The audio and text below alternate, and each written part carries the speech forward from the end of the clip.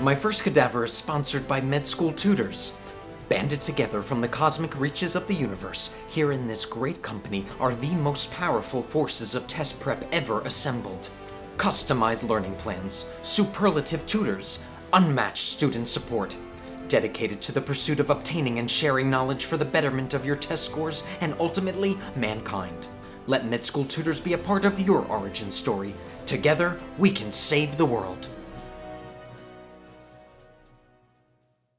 My first time? My first big exam. My first surgery. Oh yeah, that was crazy. I didn't know if I would stay. My first intubation. My first real patient. My first lumbar puncture. My first suture. Oh, yeah, my first cadaver.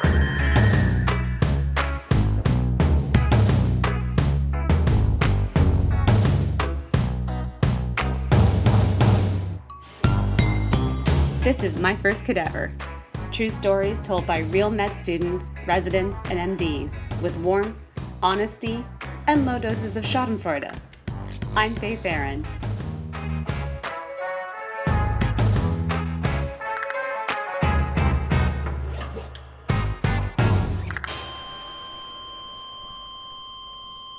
When I think of doctors, I think of cool, calm, and collected beings with tremendous clinical intelligence and often, we hope, great compassion and humor. But just as we all must crawl before we can strut, med students must learn to negotiate trying, challenging, and flat-out awkward situations in their clerkship and residency years before they can become walking, talking, confidently practicing physicians. As a layperson with semi-chronic foot and mouth disease, I've wondered, on occasion, about just what types of uncomfortable situations doctors and med students are likely to find themselves. To scratch the tip of that iceberg, let's time travel back with Dr. Christopher Showers to his first patient interview as a very green first-year med student who experienced, as he says, Romeo woes. Okay, it was the first semester of medical school, right? And I come from science background. My dad's a geophysicist. I was chemistry. I've been cloistered in libraries and laboratories. I'm really excited. I'm in medicine, right? And the first semester, you don't think you're going to talk to patients. You probably shouldn't talk to patients. Columbia has this thing, Foundations of Clinical Medicine, which stretches across the whole 4 years. And Foundations 1 is first semester, you go to clinics. And so I don't say anything. I wear a short white coat. The attending physician at the clinic, really nice guy. Dr. Spears, I remember him very clearly. He preps me. He goes, okay, this is the patient. This is what they're coming in with. This is what we know about them. I don't understand half the words, like month 2. And he says, just be quiet and sit in the corner. So this happens for a couple of weeks, and I'm loving it. I'm just going, wow, medicine's going to be great. I got so much to learn. And then I'm getting towards the end. Fall is coming on. We're getting towards the winter term.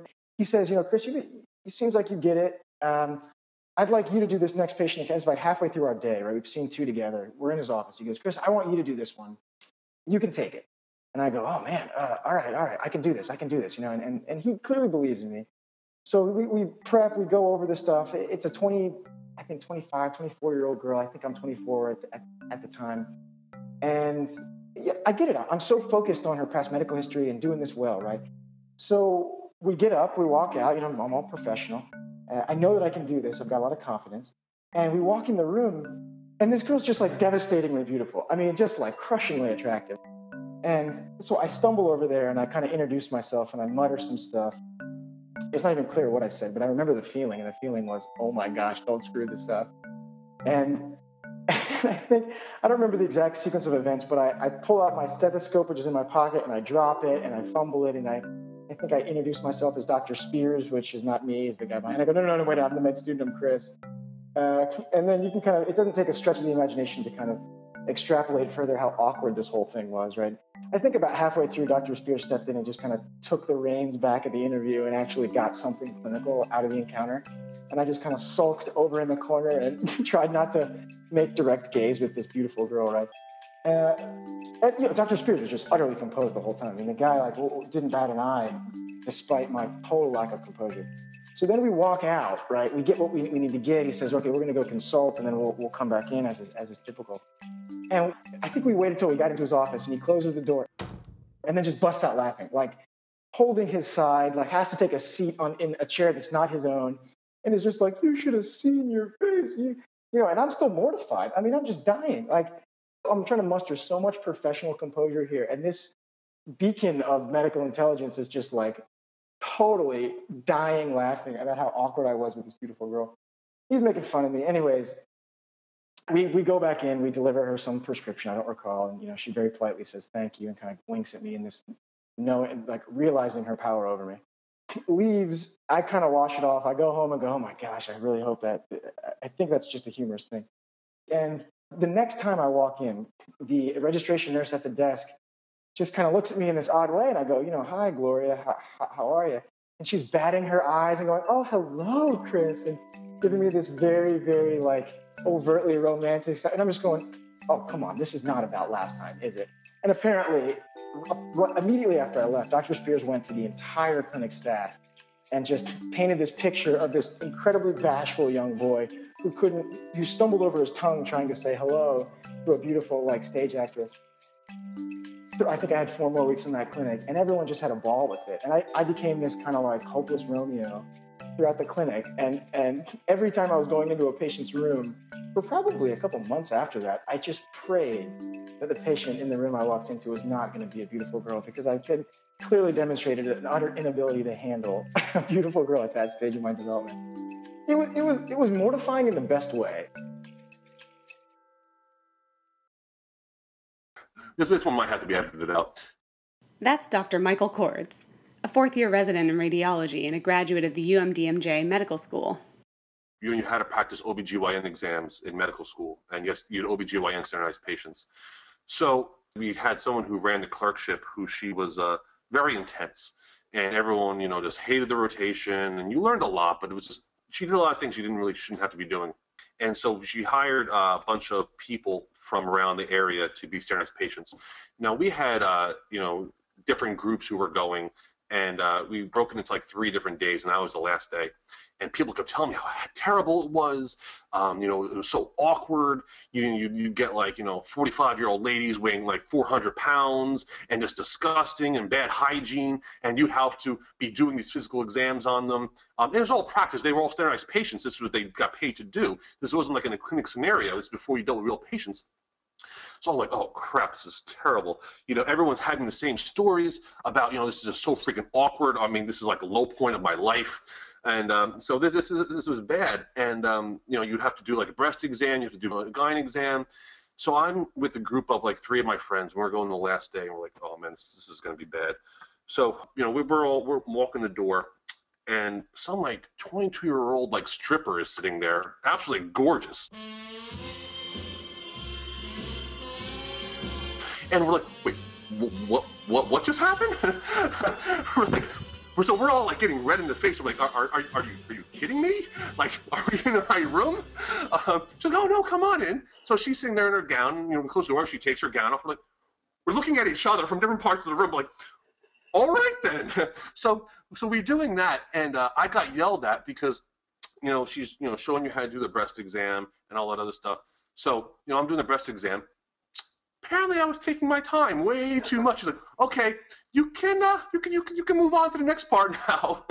And so I was a little embarrassing because I was taking way too long feeling up her boobs. So it was an interesting time. I learned a lot that day, and I'll never forget it.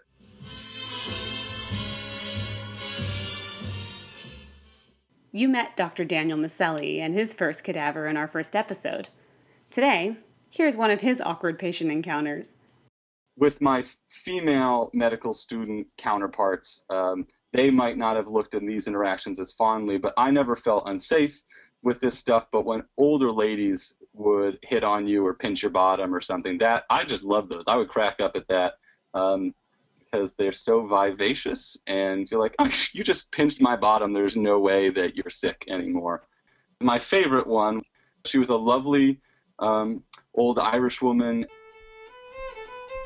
I was on the hospital service, and we were just finishing up some interviewing, and she apologized because she said she usually looks much nicer than this and was just in some, Betty Boop pajamas, and apologized for that. And I said, oh, no, that's okay. You look lovely. And she said, well, thank you. And then I said, I will see you in a couple hours when your results come back. And she said, thank you. And then I went to go leave, and she just gave it a little pinch. It wasn't too forceful. Just a friendly little boop. Now, just as Daniel said, these kinds of situations aren't always pleasant for women in the medical field. Let's hear from Dr. Sabina Bera, who recently graduated from St. George's University in Grenada. We were just on a normal medicine floor, and there was this patient that we were examining, and there was a patient in the bed next to him, and the patient in the bed next to him kind of like was looking at us and motioned for me to come over there. And I was like, oh, maybe he needs something. Maybe I should adjust it. Maybe he needs me to adjust his mask or whatever's going on. So I went over there and I was like, can I help you, sir? Is there anything I can help you with? He's like, yes, could you please turn around and stand there? And I was, and at first I was like, wait, what is he asking me to do? And then I realized, oh my God, like this guy is hitting on me and he's like snickering in the back. I was upset. I was really livid. And I was like, you know what, sir, we're busy examining this other patient. And then I just closed a curtain on him because that was pretty much the most professional thing I could do at that point. But I mean, that was sort of like an angry situation. But my favorite is whenever they're like, if you walk into a patient room or something like that and you're asking them questions and eventually they're like, are you a doctor? And I'm like, no, I'm a medical student. And they're like, you're going to be the hottest doctor one day. And I'm like, well, that's actually what I was going for. So thank you very much.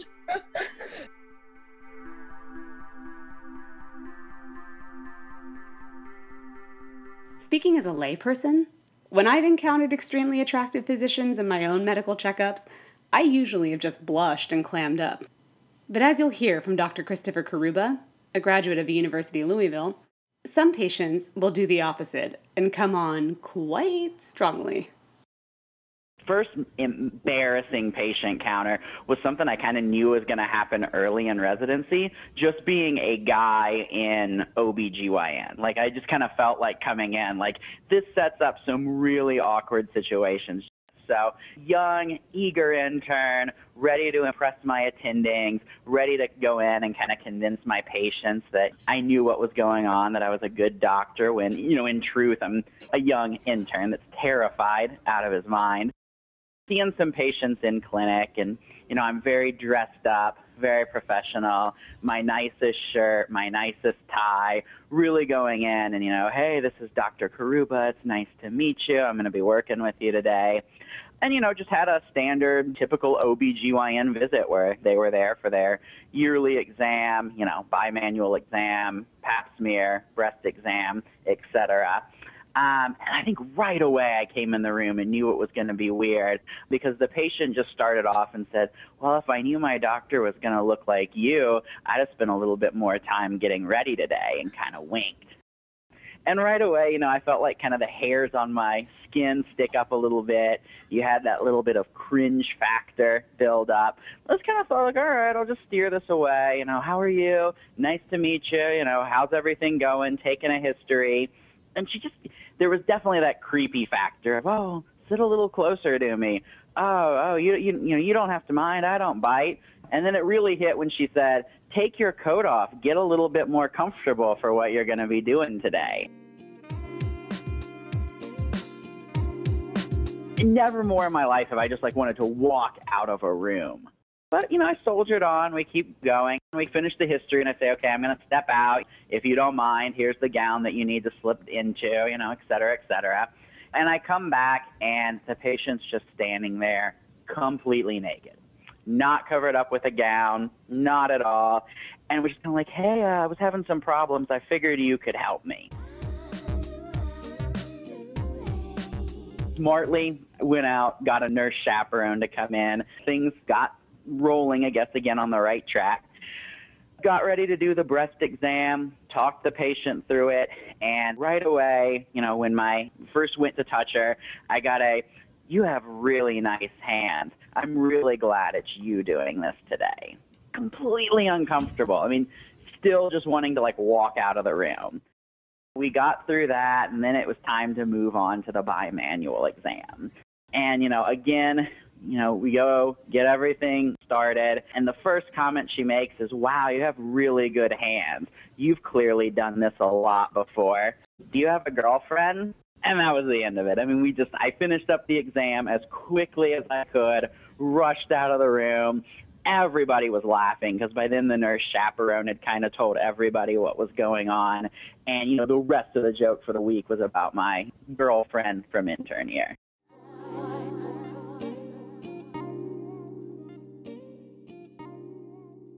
For the patient, a boop might be a way to take the edge off of a possibly dreaded encounter. Or maybe it's just their way of saying hi in a non-socially acceptable manner. For the med student, though, it's perhaps a test of their fortitude, self-confidence, compassion, and wit. And isn't it exciting not to know who's waiting behind every door? It keeps us on our toes, makes us sharper, better, maybe even more interesting. It certainly gives us great stories. So, I'd like to raise a glass to not taking ourselves too seriously, and remembering that we're all human at the end of the day, even under those sexy white coats.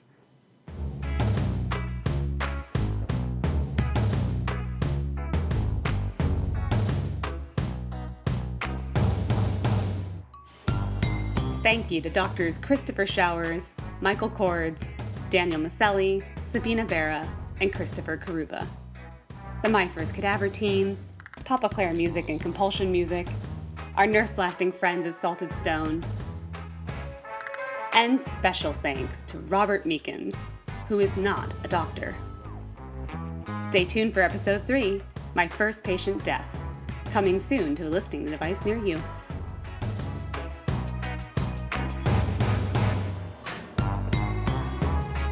And remember, guys, during an avalanche warning, don't go snowmobiling, or you could become someone's first cadaver.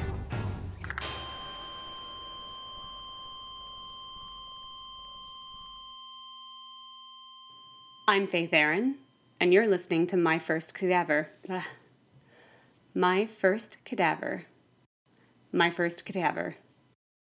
My First Cadaver. No, that's silly.